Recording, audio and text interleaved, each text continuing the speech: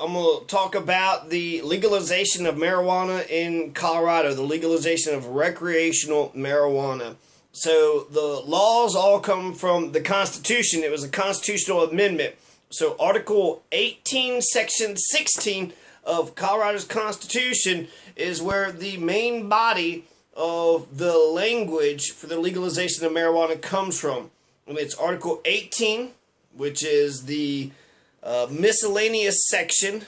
So miscellaneous, that could be anything, right?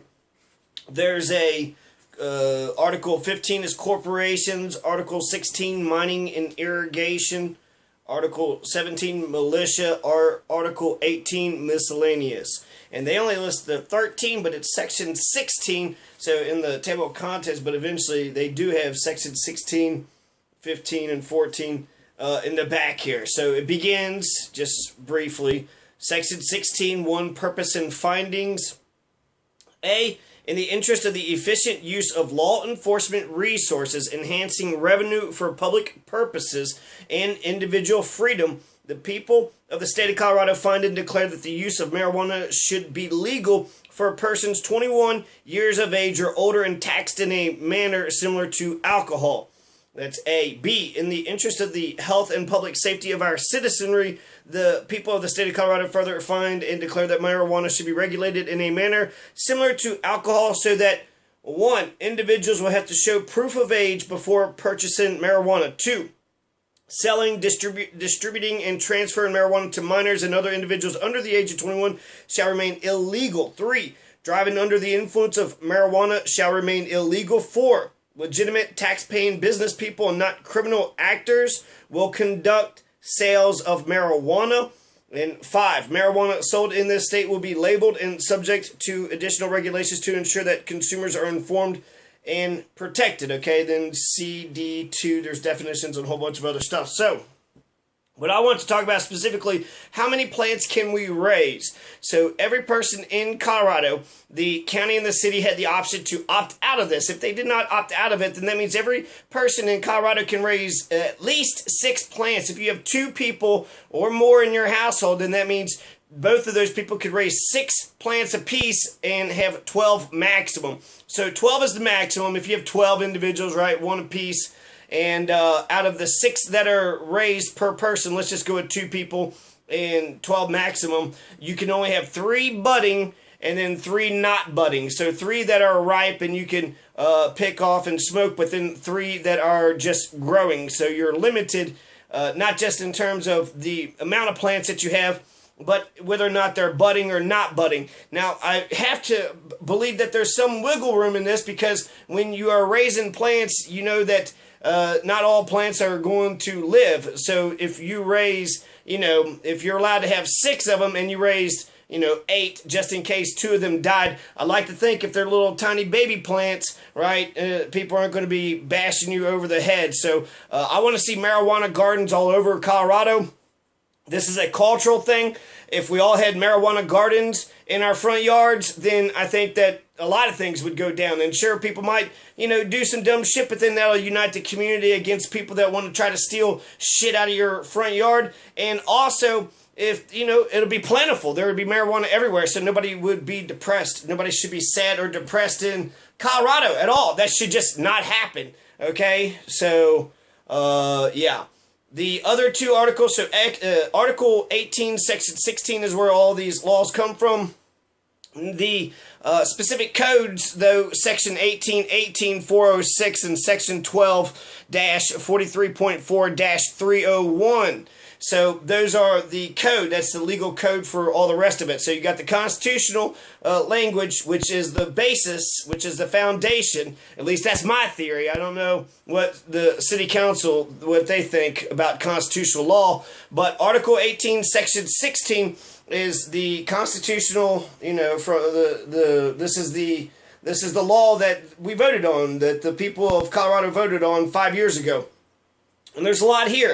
It goes into the personal amount of marijuana, goes to the operations of the facilities, the regulation of marijuana, and self-execution. Medical marijuana is unaffiliated employers driving minors control property. So there's a lot here in the Constitution, but also, again, Section 18, 406, Section 12, 43.4-301. There's also more regulations and more laws. So to get a complete, comprehensive view, you'd want to read all those laws. Now, straight from the Constitution, where are we allowed to raise marijuana? Are we allowed to raise marijuana in our front yards? Are we allowed to raise marijuana on our rooftops? Can we raise marijuana in our homes, in our porches, in our cars? Where are we allowed to raise marijuana at? How many, right? I already told you how many, which was 12 total, 6 per person, and 3 budding and 3 not budding. Okay, so that's the total amount. Now, the other laws, let's see, buy an ounce in a single transaction, so you can only buy 1 ounce in a single transaction. How they've interpreted that in the courts is that in a single day. But transaction just means a transaction, right? So you can walk in, walk out, walk in, walk out. But they're saying in a single day, that's what a single transaction, you're allowed to buy 1 ounce per transaction, which means once a day. You can buy an ounce every day at a dispensary. You know, one of the 18 dispensaries in Trinidad, anytime that you wanted to. The DUI, this is also interesting. I saw a whole bunch of banners and billboards when I first went to Denver, and they are taking people's blood. If they find 5 nanograms per millimeter of blood, then they will arrest you for DUI. In 2014, 354 Coloradans were arrested for weed DUIs. So it does happen. It's not, you know, it's not frequent, but it's enough. So if there is probable cause, I would assume, right, if there's probable cause to fuck with you, but they're taking blood. I don't know, startles the shit out of me. They're taking your blood. Do you take the alcohol people? Do you take their blood? So, and it's like, whoa, that's the only way we can figure it out. We're not taking each other's blood. The reason why we have marijuana was personal freedom. And now you're going to be taking people's blood, you know, out on the street. That's fucking crazy to me. That's insane. Okay, so the definitions of enclosed and locked space, you go to CRS 1818-103, 14.5, CRS 1818-102, 16.5, because there are 2 terms that are very peculiar. They're not peculiar, just they stand out. And so we have to define them so that way we know exactly what we're doing when we're raising marijuana. So everybody in Colorado, if you're a citizen of Colorado, you're allowed to raise marijuana. You're allowed to raise 6 yourself. If you have 2 people living in your house, you can raise 12. Maximum. Now the rules is you need to raise it in an enclosed and locked space, and you cannot have it open in public. Okay, so these are 2 different concepts, and let me explain each one. So an enclosed and locked space, so it makes me think is like, are you allowed to just raise it, like, you know, in your yard? And yes, you're allowed to raise it in your yard. If you have kids, you need to lock it, put it off to the side to where the kids cannot get a hold of them. So if there are kids around, you must keep it away from the kids. It must be enclosed, and it must be a locked space off to the side. Enclosed, it says it can be a permanent or semi-permanent area covered and surrounded on all sides. And then it also makes this caveat, which, you know, if they mention it, clearly this was an issue, that if you open the window or if you open a door, that's not breaking the, you know, the semi-permanent or permanent status. You're not actually breaking the locked, enclosed space. You're allowed to open a door, you're allowed to open a window, and that's okay. That's still an enclosed space, an enclosed, not locked, but you need to, you know, lock it up later on. But they're saying it's enclosed. It still is enclosed, even if you have a window open. Now, locked space, it says it must be secured at all points of ingress or egress with a locking mechanism, key, or a combination. So either a combination lock or a key lock.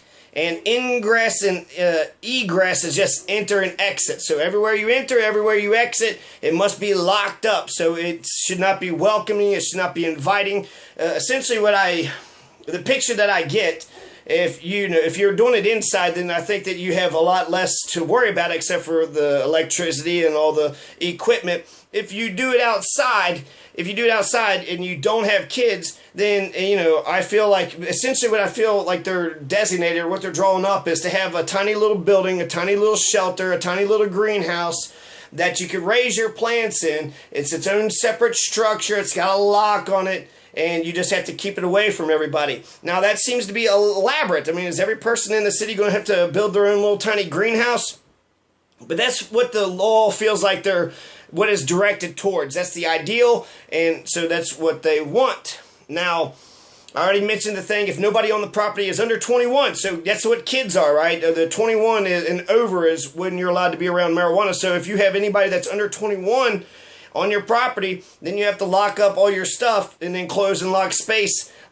External locks, which represent enclosed and locked space on your own property. If there is nobody under 21 who lives on your property, then the cultivation area must be enclosed and locked. So just this spot right here is separate from everybody else, and because it would be easier for kids to get on into your own stuff than it would be for the neighborhood.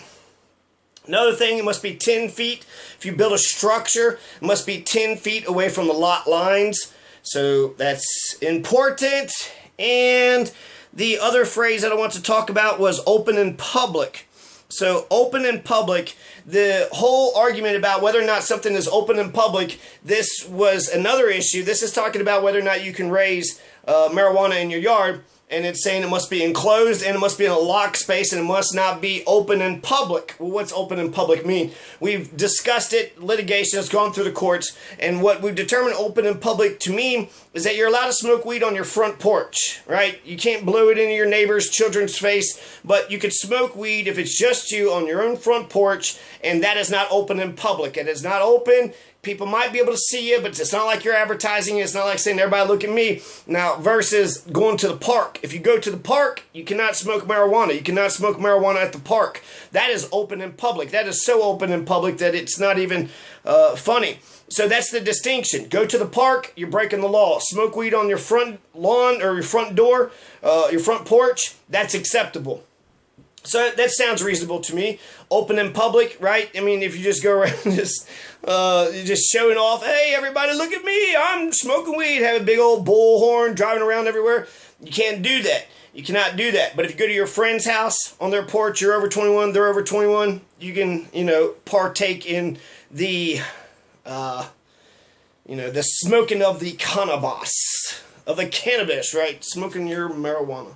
And that's it. So that's so far what I have learned about it. That's the terms open in public. That's the terms enclosed and locked space. And that's how you can raise marijuana in your own front, back, or side yard. You can raise it on your rooftops. You can raise it on your side yard. I think it'd actually be a good idea to raise it on your rooftop.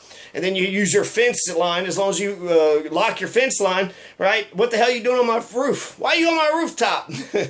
Clearly, you're trying to take something, right? You're trying to take something from me. And we do have a right to property. So there is a right to property, and yeah, and that's it. So I hope you learned something, and I hope, I hope you all have a good life. I really mean that.